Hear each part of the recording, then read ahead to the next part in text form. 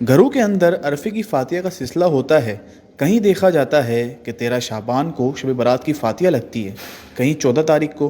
तो ये क्यों लगाई जाती है? क्या इस दिन मुर्दे घरों पर आते हैं? अरफा जो होता है, शब बारात जब आती है ना 13 शाबान को, शाम के वक्त हम जब छोटे होते थे तो ये देखते थे, कोई शिरनी बटती थी कि ये होता ही है कि जिसके घर में किसी का इंतकाल हो जाता है ना, तो ये फिर ये कि ईसाल सवाब के लिए शिरनी बांटते थे। अरफा करते थे यूं कि भाई मेरी माँ का अरफा, मेरे बाप का अरफा। हर साल मनाते हो तो भी कोई अर्ज नहीं है, अगर इसी तरह मनाते हो कि बांटते हो ईसाल सवाब के लिए।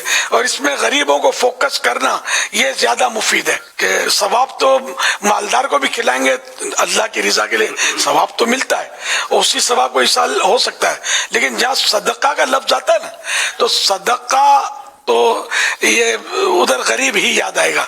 और उलमा ने लिखा भी है कि सदका जो है वो गरीबों को दिया जाए, तो इस साल सवाब जायज है, चाहे हलवे पर करे, चाहे पपीते के टुकड़े बांट दे, कोई एक मिसाल है, या कोई मतलब फल बांट दे, कोई खाना ही खिला दे, पानी पिला दे, शरबत पिला दे।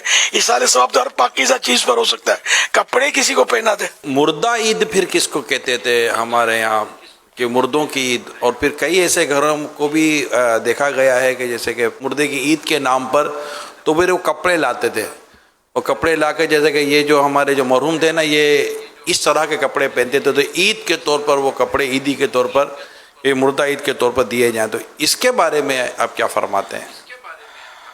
मुर्दा ईद इसीलिए बोलते हैं इसको, अरफा करते हैं। एक रिवायत फतवा रज़वी शरीफ में लिखी है, मोमिनीन की रूहें हर शब जुमा, रोजे ईद, रोजे आशूरा और शब बारात को अपने घर आकर बाहर खड़ी रहती हैं, और हर रूह गमनाक बुलंद आवाज से निदा करती है, न पुकार कर कहती है कि ऐ मेरे घर वालों, ऐ मेरी औलाद, ऐ मेरे कराबतदारों, सदका करके हम पर मेहरबानी करो, राय खुदा में कुछ दो और हमें इसका इसाले सवाब कर दो। हमारी नीयत से सदका जो है ये इनके लिए इसाले सवाब करना ये नफा बख्श होता है, इसमें किसी का कोई इख्तिलाफ नहीं है, यानी मुसलमानों में इख्तिलाफ नहीं है।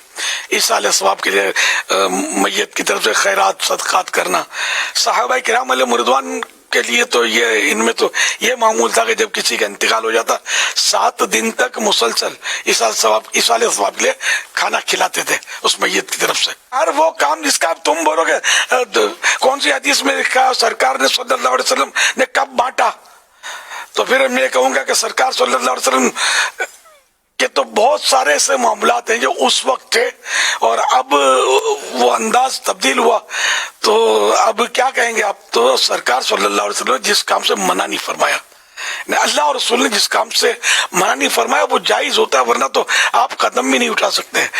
दरसे निजामी हमारे यहाँ जो आलिम कोर्सेज हुई कहाँ था सरकार के दौर में सल्लल्लाहु अलैहि वसल्लम। मस्जिद नबी शरीफ भी मौजूदा अंदाज पर नहीं थे, अब तो अरबों रुपए का सोना लटका हुआ है मस्जिद नबी शरीफ में, ये कहाँ था पहले। और इतनी पक्की और आलीशान, देखने में खूबसूरत और रंग रोगन कितना दीदा से बनाई हुई है, तो ये सब कहाँ था। मदरसे इमारतें कहाँ थी, कुरान करीम छपा हुआ कहाँ था, माइक पर अजानें कहाँ होती थी, माइक पर खुतबे कहाँ होते थे, माइक पर नमाजें कहाँ पढ़ी जाती थी। तो ये हजारों बातें ऐसी जो दौरे रिसालत में आप सल्लल्लाहु अलैहि वसल्लम में नहीं थी। तो यूं मतलब ये कि जो भी ऐसी चीज के जो शरीयत से नहीं टकराती है वो तो एक आम सा उसूल है कि जायज है, वरना तो आदमी कदम में नहीं उठा सकता।